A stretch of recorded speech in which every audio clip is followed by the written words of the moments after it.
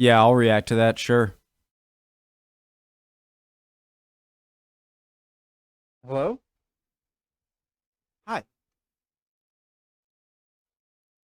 J Foreman, or Mapman, J Foreman. The tube map nearly looked very different. Hi, guys. I love this channel. It's very good. Preemptive like. Original link to the video, top of the description. Below that, link to the Discord. Click on it. Send you right over there. Would love to have you. Let's go. An icon of London, just like Big Ben. The tube map is an icon of London, just like Big Ben, the Tower of London, the London Eye, and M&M's World. It's instantly recognisable to locals and tourists alike, known and loved and parodied all over the world. With a new version coming out every few months, some people are properly obsessed with the tube map, with vast collections, and can spot the subtlest of differences between different versions. Ugh, look at them. Massive bunch of nerds. But don't take this map for granted. This map very nearly looked very different, and the London it's a map of might have looked very different as a result. So, what is the story behind this map? There's something I really admire about a really obscure sort of passion, and then someone just going full-throated, like, did that sound right? You know what I mean?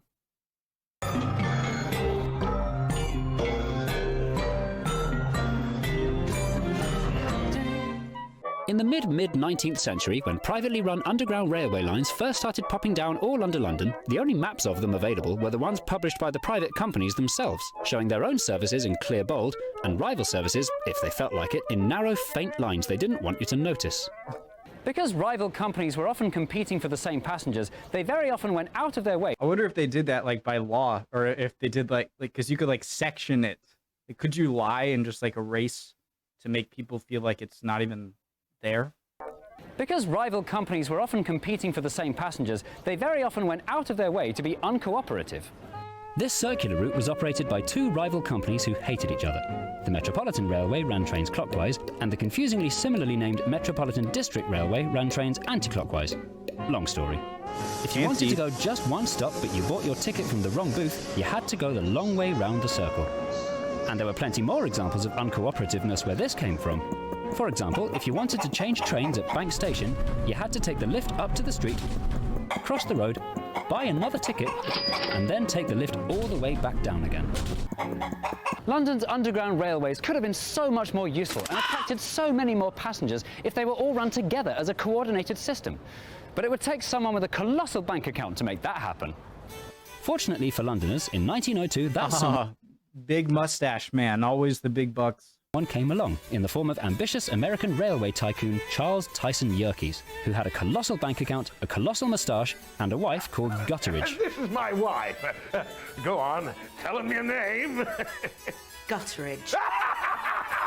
Charles's very American idea was to run a railway network, a group of lines stretching in all directions across the city, where with one ticket you could start your journey on one line and end it on another. So he set up a company called Underground Electric Railways of London, or UERL for short, or UERL for shorter. With all the money he'd piled up, he went on an underground railway shopping spree, including 4 lines that hadn't even... You never buy the railways, they're a trap. ...been finished yet. By November 1905, Charles Yerkes was the proud owner of the Charing Cross, Euston and Hampstead, Metropolitan District, Great Northern, Brompton and Piccadilly, Baker Street and Waterloo Railways. And by December 1905, he was dead. With the very shrewd move of dying, he avoided having to pay back any of the huge debts he'd built up. Smart. But his dream of creating an underground network in London had come true. The UERL was a properly integrated system with common ticketing and station buildings. Sorry, that would have been funny if you put his hand up when they put the money in front of him. Sorry. The UERL was a properly integrated system with common ticketing and station buildings that looked really similar. And a proper network needed a proper map. And so, in 1908, the UERL published this. The first map that showed all the underground lines in London mapped on one map. Did you get to including choose your the ones color? UERL didn't own. It had some really handy innovations. Each line was given equal thickness, and each line was given a different colour. Features that are familiar to us today, even if the colours aren't too familiar. The Piccadilly line in yellow! This complete map of the whole network was very useful, but it wasn't very easy to read. With all the tube lines and roads and landmarks and Army and Navy and auxiliary stores, it was a messy clutter with too much information and looked like a plate of spaghetti. The problem was, the task of creating a map of the whole network that was both useful and easy to read was a notoriously difficult one. Lots of companies at this time published their own maps of London's network, each with their own approaches, some of them bonkers. This one's my favourite, the Wonderground map by Mac. It looks like a Where's Waldo? With their own approaches, some of them bonkers. This one's my favourite, the Wonderground map by Max Gill, simultaneously incredibly detailed and incredibly completely useless. Mapping the entire system was only about to get even difficulter. By the early That's impressive. How did they do that? Look how much spaghetti they fit on one plate. Mapping the entire system was only about to get even difficulter. By the early 20s, the London Underground had begun sprawling uncontrollably out in all directions into the distant suburbs. To help manage this growth, the UERL appointed a new head of publicity, Frank Pick. Pick was obsessed with the tube's corporate identity, the notion that the whole system should feel more togethery. It was Pick's idea for every station to have a roundel, the iconic logo with the red circle and blue line, and for every sign to use the same font with the perfectly round O's and the little diamonds for dots above the eyes, and to commission all those lovely posters that your middle-class friends have in their kitchens. This feels like one of those things that some people might be like, oh, but it took out so much of the uniqueness of each thing. But like once you have it, it's just you can't go back. It's too convenient sort of thing. Or maybe I'm just thinking about that for no reason. Most importantly, Pick wanted every leaflet and every poster on every train, on every platform, in every station to use the same map design. And so, in search of the perfect map, Pick turned to a designer named, all together now, Frank Stengemore. Frank Stengemore's map from 1924 used the River Thames as a geographical reference and nothing else. No roads, no landmarks, no nothing. Just a plain beige background.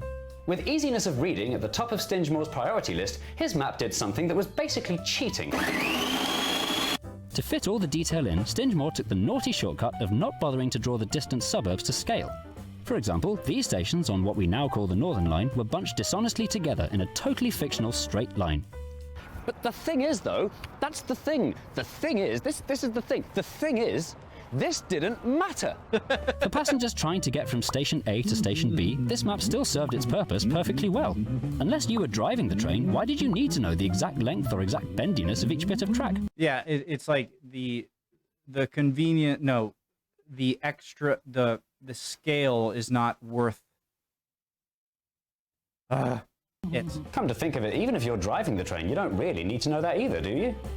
Frank Pick was very happy with Stengemore's map. So if you're driving a train, which is on tracks, you're pretty much just like,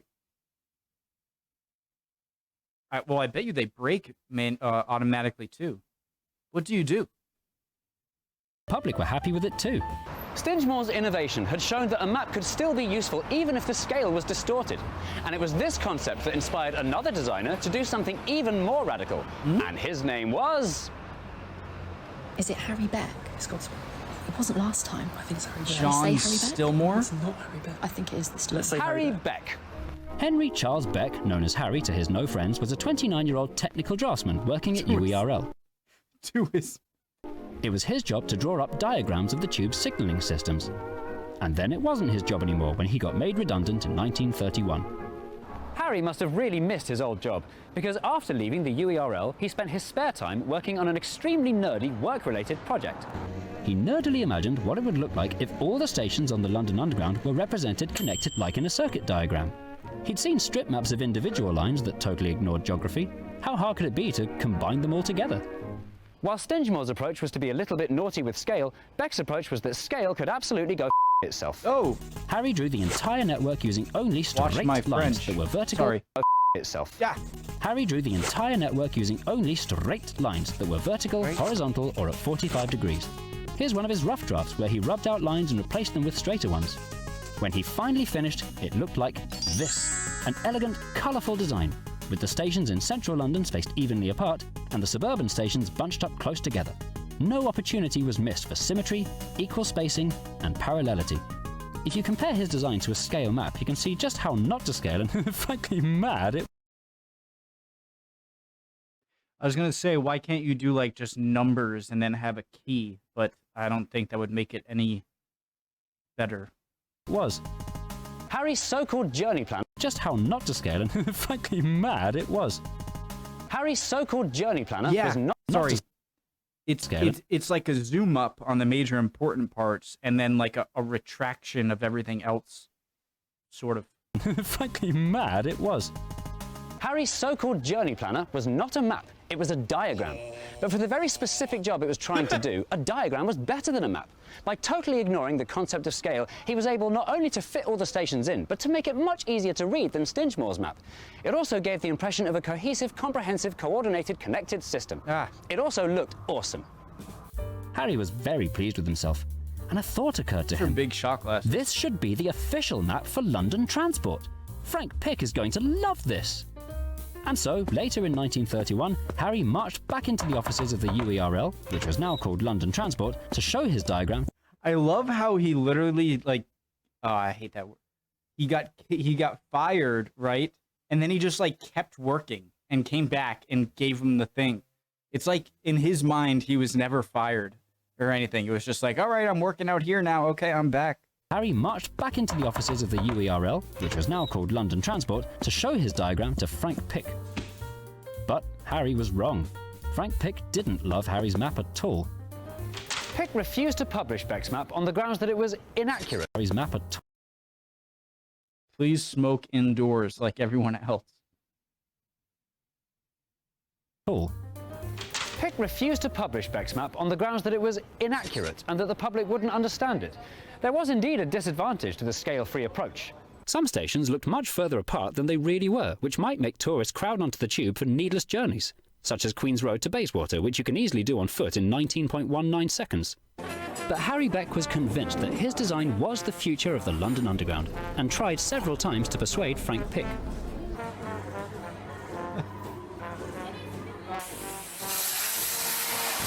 Eventually, Frank Pick gave in and agreed that if Harry Beck agreed to leave him alone, he'd agree to print a very limited trial run. A small handful of copies were printed and sent to a small handful of stations, with an apologetic cover saying, "A new design for an old map. We should welcome your comments." To the surprise It of had a Pick comment section. and the "I told you so" of Beck, the comments they welcomed were overwhelmingly positive. Central London, much easier. This is so much easier. Personally, I'd change some of the colors. I'd say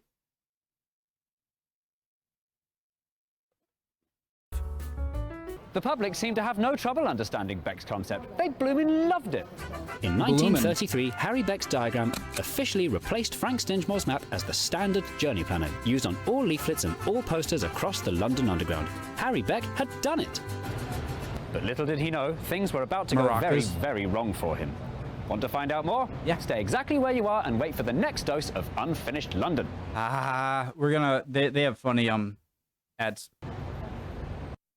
Hi folks, just to say thank you so much for watching. I'm sorry it took a little longer than usual for me to get this video out, but I do have a really good excuse. Just a few weeks ago, the most amazing thing in the world happened to me. I downloaded Surfshark VPN. Surfshark VPN is an app and browser extension that encrypts your internet data and allows you to safely browse the web through more than 3,200 servers in over 95 countries around the world. Whoa! Having Surfshark completely changes you into an internet user from another country, so you can view streaming services and discounts and all sorts of other things that might not be available in your country. That's not fair. Well, I've spent the last few weeks staying up all night. I heard that's a Dawn of the Dead. Which one of these is the good one? Binging TV programs that you can't normally watch on the British internet. Surfshark lets British people watch American Netflix, German people watch French Amazon Prime, Canadian people watch Mexican Disney Plus, and any other combination you can think of. And speaking as a Surfshark user, I know the importance of safety and security. Which is why it's deliciously reassuring to know that using Surfshark has the added useful benefit of keeping your IP address hidden, keeping your data safe and private, so you can switch it on whenever you don't want to be tracked by advertisers, trackers, or hackers. And as your home fills up with new technology, you can rest assured that Surfshark lets you use one account on an unlimited number of devices.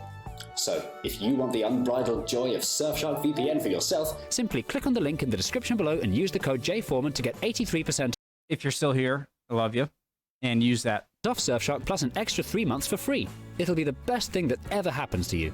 And Surfshark offers a 30-day money-back guarantee. Smart kid. honey, the baby just said his first words. What were they? He said Surfshark offers a 30-day money-back guarantee. Does that effectively make it a free trial? Yes, it does. Aww. So go on, make the most important decision of your life and download Surfshark VPN today. Ah, who's a useful and affordable little VPN? Surfshark is. Yes, you are. Yes, you are. Great if you named his kid Surfshark. You're that committed. Like, if you pay me enough money, I will name my kid will be an advertisement. Oh, I'm funny. My son Surfshark. Okay. Hope you're all doing well. Love Jay Foreman. Awesome channel. If you are not doing well, then chin up. You'll be good soon. Don't worry. See you guys. I'm going to watch this.